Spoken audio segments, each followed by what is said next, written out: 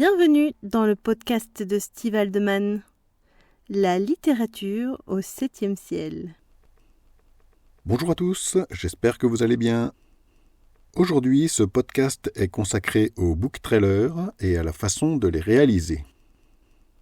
Précision préliminaire, cela s'écrit book trailer ou book trailer indifféremment, en un ou deux mots. Qu'est-ce que c'est ? C'est l'équivalent d'une bande-annonce de film, mais pour un livre. Le book trailer existerait aux USA depuis près de 20 ans, et il est évident que notre société de l'image, en particulier sur Internet, a contribué à son essor. La plupart des articles que j'ai consultés tentent à vous expliquer que réaliser un book trailer, c'est devenu très simple, grâce à de nombreux logiciels gratuits, à l'utilisation aisée. Et en effet, en 2023, faire du montage vidéo est facile, du moins pour faire des vidéos sur YouTube, par exemple. C'est-à-dire quand elles ne sont pas trop complexes et relativement standardisées. Mais là, on ne parle que du montage. Car le plus difficile, et de loin, c'est d'écrire le script d'une vidéo et de trouver les ressources pour le mettre en image. Et c'est là que les choses se corsent, en particulier quand on a un budget limité. En effet, comment allez-vous passer de votre livre à une courte vidéo qui donne envie de le lire ? Et quand vous saurez ce que vous voudrez mettre en avant, comment allez-vous procéder ? Quelle musique allez-vous prendre ? Quelle voix ? Et qu'allez-vous utiliser comme extrait vidéo ? Et surtout, plus important que tout le reste, êtes-vous sûr que le résultat ne va pas desservir la promotion de votre livre plutôt que l'inverse ? Afin de répondre à ces questions, je vais largement m'inspirer du travail remarquable de Michael Bieli, qui a fait une vidéo sur sa chaîne YouTube intitulée « Book Trailer, les erreurs à éviter ». Un lien vers cette vidéo est disponible en fin d'article. Je vous ai déjà parlé de Michael et je le referai probablement, car ses vidéos sont intéressantes et il ne cherche pas à vous brosser dans le sens du poil. En un mot, il est vraiment bienveillant. Il n'a qu'un petit défaut, selon moi. Il en rajoute un peu, en particulier avec ses filtres et effets humoristiques.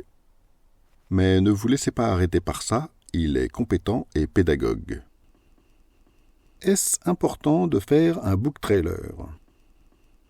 Je pense, à l'image de ce que dit Bieli, qu'on a moins le réflexe de regarder un book trailer qu'une bande-annonce de film.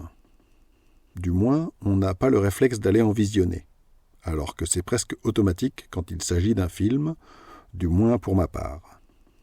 Et ça paraît logique, car une bande-annonce de film, c'est une vidéo. C'est donc le même support que le film dont il fait la promotion. Alors qu'avec un book trailer, il s'agit pour l'essentiel de montrer quelque chose qui n'existe pas. En ouvrant le livre que le book trailer veut vendre, on ne voit rien de ce qu'il y avait à l'écran. Pire, la bande-annonce peut même brider l'imagination des lecteurs en leur imposant une vision de l'œuvre qui n'aurait probablement pas été la leur s'ils n'avaient rien vu. Par exemple, les lecteurs peuvent se voir imposer le visage d'un personnage alors qu'ils auraient pu l'imaginer autrement. Cela peut réduire le plaisir que l'on prend à lire. Mais à l'inverse, aurait-il lu le livre en question s'il n'avait pas vu le book trailer ? Et c'est là qu'est, selon moi, le problème principal quand on réalise un book trailer. On doit essayer de donner envie d'acheter un livre, par essence non visuel, avec un support qui l'est. Dans une bande-annonce de film, on met des extraits du film en question, qui existe déjà, et que l'on n'a plus qu'à monter. Mais dans un book trailer, que doit-on mettre ? La conception. La première chose à faire, c'est de décider ce que ce book trailer va montrer. Et le premier écueil à éviter, selon moi, c'est de calquer la narration du book trailer sur le synopsis du roman. Cela ne sert à rien. Personne ne regardera votre book trailer si vous lui faites dire ce qui existe déjà sur la 4e de couverture, ou alors ceux qui le regarderont seront déçus. Or, essayer de vendre un livre en laissant les potentiels lecteurs sur une mauvaise impression, c'est tout sauf l'effet voulu. La seconde chose à éviter, c'est d'utiliser ce book trailer pour mettre en avant la qualité littéraire du roman. Afficher des extraits de votre livre, ça pose deux problèmes. Ce sera vite trop long, car personne ne va rester plus d'1 minute devant votre vidéo. Et surtout, personne n'a envie de regarder une vidéo pour y lire du texte. On ne regarde pas un book trailer pour avoir une idée du talent littéraire de l'auteur, mais pour se faire une idée de ce que son roman va raconter. À mon sens, il faut que le book trailer mette en valeur l'histoire d'une façon qui n'ait rien à voir avec le synopsis, sinon on aura l'impression de l'avoir lu 2 fois. Or, rédiger un synopsis percutant, c'est déjà un exercice difficile. Donc concevoir un book trailer, c'est s'atteler à la tâche d'en créer un second, réellement différent du premier, et adapté au support vidéo. C'est donc une tâche ardue. Les différentes briques du book trailer. Pour faire simple, les différents éléments d'un book trailer sont: premièrement, des images un minimum animées, car il ne s'agit pas de réaliser un diaporama. Deuxièmement, une bande-son comportant à la fois des paroles et ou de la musique. Et troisièmement, des textes ajoutés par-dessus l'image pour les situations où les lecteurs potentiels visionnent sans le son, ce qui est le cas de 60% des vidéos visionnées sur Facebook. Le risque majeur quand on réalise un book trailer, c'est de décrédibiliser le roman qu'on veut mettre en valeur. Et ça peut arriver très vite, en particulier quand on dispose d'un budget limité. Avec un book trailer, on part de rien. Le roman n'est qu'une succession de lignes noires sur du papier blanc. Visuellement, tout est à créer et ça ne facilite pas la tâche. On peut donc être tenté de profiter de ce que les autres ont déjà fait. Et c'est un piège dans lequel il ne faut pas tomber. Évitez de pirater le travail des autres. Pour commencer, vous n'avez pas le droit d'utiliser des extraits vidéo ou des musiques qui ne sont pas libres de droit. Et éviter cela n'est pas aussi simple que ça en a l'air. Par exemple, on pourrait penser que la plupart des morceaux de musique classique sont libres de droit, mais ce n'est pas le cas. Les partitions sont en effet dans le domaine public, mais la plupart de ces musiques sont issues d'interprétations qui, elles, sont encore protégées. En effet, un interprète a des droits sur ses productions, et la détection des bandes-son piratées se fait maintenant de façon automatique. J'en ai fait les frais, même si j'étais de bonne foi, dans le sens où j'ai utilisé une partie d'une sonate de Beethoven pour une série de vidéos promotionnelles. Or, je ne savais pas encore ce que je viens de vous expliquer. Certains réseaux sociaux où vous publierez vos vidéos ne les supprimeront pas, mais ils en désactiveront le son, ce qui revient à torpiller efficacement un book trailer.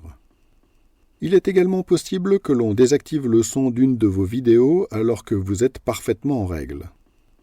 Cela m'est arrivé sur Pinterest avec le book trailer du tome 1 de Mon maître, mon amour. Pour la musique de ce book trailer, j'ai utilisé un extrait d'une interprétation du Requiem de Mozart, Lacrimosa. Or, un rappeur, King Razzie, en a fait autant et l'on m'a accusé de l'avoir plagié. Si cela vous arrive, faites une réclamation et ne vous laissez pas faire. J'avais toutes les preuves de mon achat et de mon droit à utiliser cet extrait musical. Même si je ne pèse pas lourd face à Warner Music et Pinterest, j'ai eu gain de cause et ma bande-son a été rétablie. Une solution peut donc consister à puiser dans des catalogues d'images, d'extraits vidéo ou de musique libre de droit. Il y a énormément de fournisseurs de médias de ce genre, Michael Bieli en cite quelques-uns dans sa vidéo. Mais ce n'est pas parce que ces extraits sont qualifiés de libres de droit qu'ils sont gratuits, et que vous pourrez les utiliser ad vitam aeternam sans contrepartie. Qui plus est, si ces bibliothèques existent, ça ne veut pas dire que vous allez trouver facilement les extraits que vous avez imaginés, sans difficulté. Les catalogues sont limités, et en fonction de l'histoire que vous voulez raconter en vidéo, dénicher des images adaptées risque d'être long et difficile. Par ailleurs, vous prenez le risque de prendre des images qui auront déjà été utilisées par d'autres, et donc de réduire l'originalité de votre création. Il reste une autre solution, c'est tout créer soi-même. On peut essayer de créer tout le contenu de A à Z. Mais là, une autre difficulté apparaît. Faire la voix off d'un book trailer suppose d'avoir du matériel d'enregistrement de qualité et d'avoir un jeu d'acteur suffisant. Et c'est encore pire s'il s'agit de tourner une scène soi-même, car ça suppose d'avoir d'éventuels costumes, de choisir un lieu de tournage adapté et d'avoir des compétences audiovisuelles en rapport avec la qualité que vous espérez pour votre book trailer. À défaut, un résultat médiocre risque de nuire aux ventes de votre roman. Or, ceux qui achètent des livres ne vous trouveront aucune excuse. Que vous soyez auto-édité ou qu'un éditeur vous ait choisi, ça ne comptera pas pour eux. Vous-même, vous n'achèteriez pas un roman d'un book trailer décevant. Donc, je vous conseille de ne rien faire plutôt que de prendre le risque de paraître amateur. Si vous désirez malgré tout faire quelque chose, les choix que vous allez devoir faire dépendent de votre roman. S'il s'agit de tranches de vie qui se déroulent dans votre quartier, faire quelques prises est envisageable. Mais s'il s'agit d'heroic fantasy ou de SF, n'essayez pas de reproduire la jungle extraterrestre que vous avez imaginée avec quelques fougères et des décors en carton-pâte. Comment Rose et moi avons procédé ? Pour le premier tome de Ma soumise, mon amour, la question ne s'est pas posée. C'était le premier des 4 tomes de la série de Maître et soumise, leur histoire, et nous n'avions pas encore les compétences et le matériel pour réaliser un book trailer. En revanche, nous étions prêts pour le premier tome de Mon maître, mon amour. Pour réaliser ce book trailer, nous avions déjà un certain nombre d'éléments, à commencer par les illustrations qui avaient été réalisées pour notre double roman, donc pour les 4 tomes. Pour la musique, nous avons choisi un morceau libre de droit. Pour les paroles et les effets sonores, nous les avons enregistrés nous-mêmes grâce au home studio que nous avions monté chez nous pour enregistrer les podcasts et les versions audio de nos romans. Enfin, pour les animations et le montage, nous avons fait appel à une freelance talentueuse spécialisée en motion design, Elena Sock. Avec elle, nous avons trouvé une professionnelle à l'écoute, sensible à nos demandes, et toujours prête à nous faire des propositions pertinentes. Alors j'en profite pour la mettre en avant aujourd'hui. Ses coordonnées sont dans les liens en fin d'article. Mais avant tout cela, nous avons imaginé une mise en scène de ce book trailer, une façon originale de montrer l'atmosphère du livre. Je vous mets le résultat en lien, peut-être me direz-vous ce que vous en pensez. J'ai écrit cet article en juin, et nous sommes maintenant au mois d'octobre. Le book trailer suivant est sorti, celui du tome 2 de Ma soumise, mon amour. Vous pouvez aussi vous en inspirer. Vous pouvez découvrir les liens en description pour approfondir les sujets dont j'ai parlé. Si vous avez écouté cet épisode en podcast, je vous invite à vous rendre sur mon site stevehaldeman.com pour y trouver les liens en question, d'autres articles, ainsi que les romans que Rose et moi avons écrits et ceux qui seront bientôt publiés. Je vous souhaite une excellente journée et à bientôt dans un prochain épisode.